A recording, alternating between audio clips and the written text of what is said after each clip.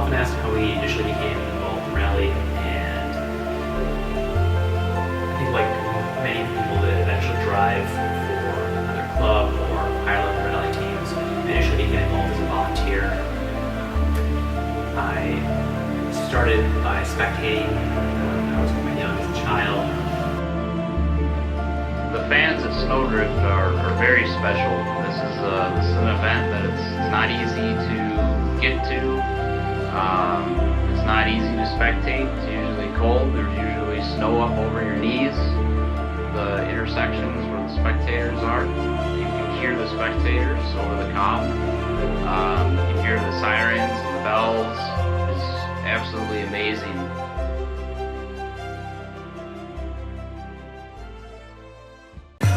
Repeat right 5, left 5 minus 180. Repeat left 5 minus 180. At the stake. Let it go.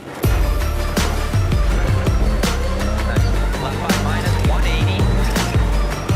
Left 5. Over small crest. Repeat left 5 over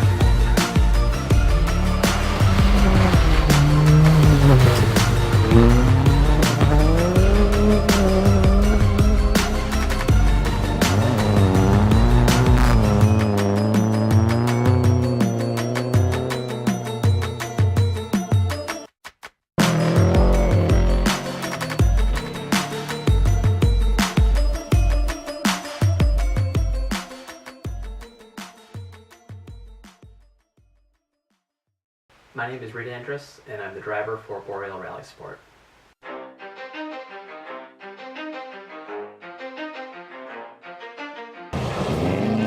ready?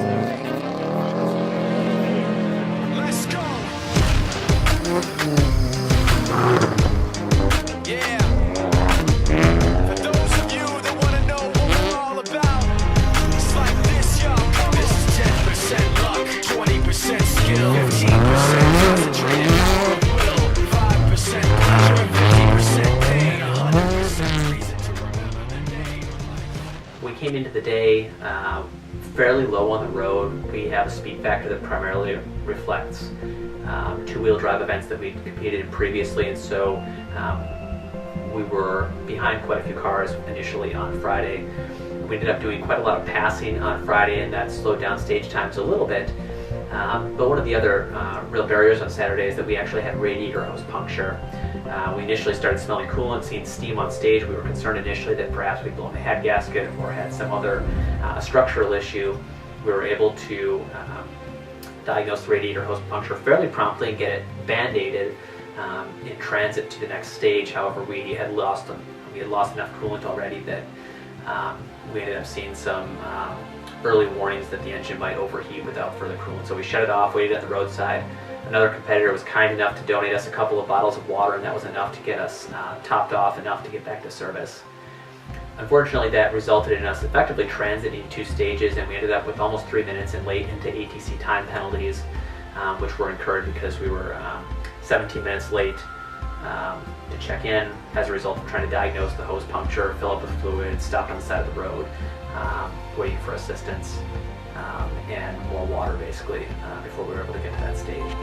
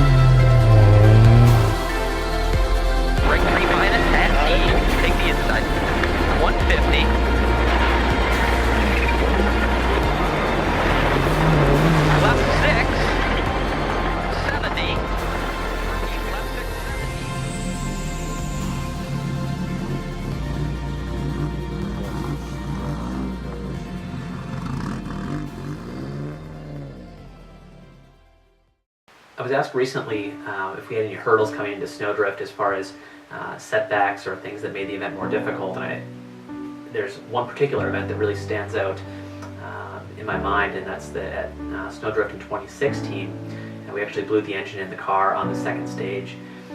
The car that we're using right now had previously been set up by a different owner, and the engine package in the car previously had quite a few events on it, and so it was getting a little bit tired to begin with. We had considered pulling the engine out for a rebuild after that event anyway, but after it let go at the event, we decided to start with a blank slate approach and put together really a totally different engine package that I thought made the most sense for the current rules in the Rally America Series and National Limited Open class. And so we spent the better part of a year putting together what we thought was going to be the right setup, and it was the best balance of being fairly friendly to a club level budget and not cripplingly expensive, but also offering fairly robust performance that was maybe not matching, but at least approaching that of some of the higher level national teams. And so that was really our big hurdle coming into the event. With that project in particular, we had some difficulty getting the car tuned. The area that we live in is fairly rural, and so access to dynos is really limited, and so it wasn't until 2 or 3 days before the event that we were able to dyno the car, and so we really came into the event with very little time on the new engine setup. We were making calibration changes on the fly during testing, and so that was really the excitement and the biggest hurdle coming into the event. We were expected to go out with a new engine package and really just stay on the road. We actually had a goal on day 2 of not getting out of the car except at service, so it didn't work out quite as planned with the intercooler coupler coming off. We got that fixed in just a couple minutes. We got back out on the road. My co-driver coming into the last loop of stages told me that he was tired of getting out of the car after our mechanical difficulties earlier in the event, and told me that his only rule for the last loop was that he didn't want to get out of the car. And so, as I mentioned, we were trying to push enough to get on the overall podium, but I was not allowed to push hard enough that we ended up in the ditch. And so we were trying to strike that balance, and I think I was able to fulfill his request, and we could stay in the car for the final loop, and we actually were able to pull off the overall podium, which was fantastic. We pulled into the final time control, and we weren't sure of our overall position at that point. They told us that we needed to park our car in position for the podium, and we thought we had perhaps secured a third, but the push that we were able to make on stage 15 actually was enough that we were able to squeak out a second place overall position over some close friends who had a phenomenal rally as well, and that was, I think, the highlight of the event for us, and the biggest surprise of the event.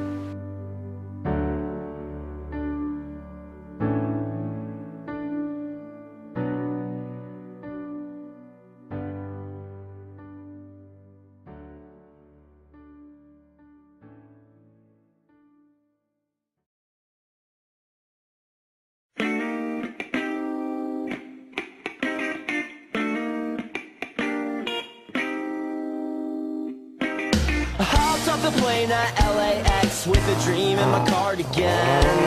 Welcome to the land of in excess. In my